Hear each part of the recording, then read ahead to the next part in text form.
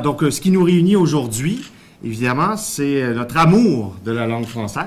Vous savez, on est la veille de la Saint-Valentin et je ne sais pas si on peut rapprocher les fleurs de lys, puisque en fait, cette opération s'inscrit dans le cadre d'une campagne que nous avons baptisée l'Odyssée du lys pour un Québec français. Alors oui, on peut apporter des fleurs de lys. Vous savez, quand on donne des fleurs, c'est un geste vers l'autre. On peut le mettre carrément sur la table. Hein? C'est un geste d'amour et c'est une manière de dire effectivement à l'autre qu'on l'aime, que c'est notre ami.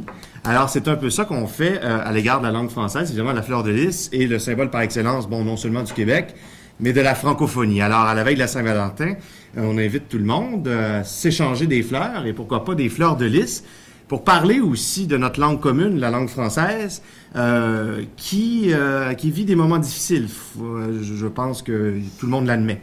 Alors, il faut voir si ces fleurs sont des fleurs mortuaires ou au contraire, s'il s'agit de fleurs de printemps. Alors, je souhaite que ce soit des fleurs de printemps pour raviver la flamme de l'amour de la langue française et aussi assurer et garantir l'avenir de la langue française au Québec, puisque rien n'est moins sûr, malheureusement. On voit que le français décline et, plus encore, notre propre gouvernement national se trouve à nuire à l'avenir de la langue française, notamment dans l'administration publique. Alors, pour ceux qui ont suivi un peu le dossier, depuis quelques mois, nous avons entamé cette campagne. Nous avons fait pression sur la ministre responsable de la langue française, Mme Marie Montpetit. Et également, nous avons entamé, je parle de la Société Saint-Jean-Baptiste de Montréal dans ce cas-là, nous avons entamé une poursuite le 19 janvier dernier afin de forcer notre gouvernement à mettre en vigueur une disposition vitale de la loi 101, mais qui est restée lettre morte depuis plus de 15 ans. Cette disposition, c'est l'article 1 de la loi 104. Cet article, qui venait modifier la loi 101, cet article oblige l'administration publique à communiquer par écrit uniquement en français avec les personnes morales, les corporations établies au Québec, ainsi que les autres gouvernements. Alors, cela fait plus de 15 ans que l'Assemblée nationale, à l'unanimité, a adopté cette disposition et pourtant, le gouvernement, à qui on avait confié la tâche de mettre en vigueur cette disposition, n'a pas exécuté la tâche que lui a confiée le législateur. Alors là-dedans, bien sûr, il y a deux enjeux. Celui du respect de la démocratie et de la souveraineté du Parlement. Et d'autre part, l'enjeu, bien sûr, du respect du statut de la langue officielle. Il va sans dire que si notre propre gouvernement ne respecte pas le statut de la langue officielle, comment voulez-vous que nos frères et sœurs allophones, les nouveaux arrivants, les immigrants et immigrantes, qui joignent notre aventure collective, accordent toute l'importance qui se doit à la langue française? Donc, c'est un enjeu de société majeur. On appelle ça la nécessité que le gouvernement, que l'État soit exemplaire en matière linguistique. Alors, cette exemplarité, malheureusement, on ne la trouve pas.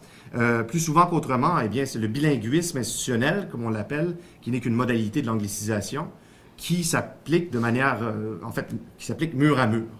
Alors, il faut mettre fin à ça. Les partenaires pour un Québec français font front commun, donc, afin de dénoncer la situation et aussi soutiennent cette action. En fait, aujourd'hui, donc, plus concrètement, nous dévoilons une pétition afin d'inviter toute la population à se mobiliser sur la question de la langue et à dire au gouvernement du Québec, mais mettez-le en vigueur, cet article. Mettez-le en vigueur, il le faut, parce que c'est une disposition qui est extrêmement structurante pour mettre fin au bilinguisme institutionnel et qui envoie un message clair, un message qui aurait dû être compris depuis très longtemps, que le français, eh bien, c'est la seule langue officielle au Québec. Le Québec, c'est un pays français. Alors, à un moment donné, il va falloir que les principes se traduisent en actes. Or, le plus souvent, eh bien, les paroles, les actions contredisent les principes. Voilà, donc on souhaite que cette cohérence-là, le gouvernement y adhère et manifeste cette cohérence dans ses actions et dans l'ensemble de l'administration publique. Alors, je ne vous lirai pas la pétition, je pense qu'elle vous a été envoyée. Voilà, puis je finirai avec ces quelques remarques avant de passer la parole à mes collègues. Vous savez, j'ai parlé un peu de la poursuite que nous avons entamée le 19 janvier dernier. Je trouve ça incroyable qu'on soit rendu là collectivement, c'est-à-dire que pour défendre la langue, les manifestations, les conférences, parfois même les pétitions, les campagnes d'opinion publique, on dirait, ne suffisent pas pour que notre gouvernement réveille un peu. Et c'est rendu effectivement qu'il faut poursuivre à la Cour notre propre gouvernement pour qu'il déguédine sur cette question-là. C'est totalement inacceptable. Alors, donc, on espère que d'ici le mois de juin, d'ici la fin de la session parlementaire, ce fameux article 1 de la loi 104 soit enfin mis en vigueur. Et aussi, on invite la population à se mobiliser pour que le thème de l'avenir de la langue française soit au cœur des préoccupations en vue de la prochaine élection. Alors, voilà. Et puis, donc, je vais passer la parole. Qui souhaite peut-être d'abord... Peut-être juste sur... Oui. Je pense qu'au niveau de la pétition, ce serait important. Moi, ça me fait plaisir de marrainer la pétition. Donc, peut-être donner le site là, oui. de la pétition. Je Bien pense sûr. que c'est important. Alors, pour signer la pétition, on invite toute la population à aller sur le site languefrançaise.québec. Évidemment, il n'y a pas de cédille ni d'accent aigu puisque, Internet n'est pas encore rendu là. Languefrançaise.québec. Alors, dès maintenant, c'est en ligne. Les gens peuvent aller signer la pétition et appuyer notre combat, qui est l'un des combats, des nombreux combats qu'il faut mener pour la langue. Dans ce cas-ci, ça touche à l'administration publique. Languefrançaise.québec.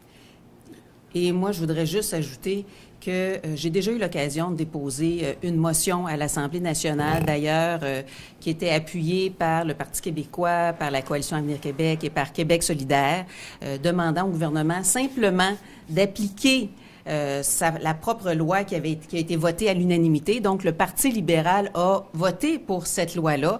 Donc, ils sont en train de renier leurs paroles en refusant de mettre en application l'article 1. C'est l'article 1 de la loi 104 qui demande que les communications se fassent uniquement en français avec les personnes morales. On parle bien des personnes morales, donc des entreprises, les institutions, les organisations.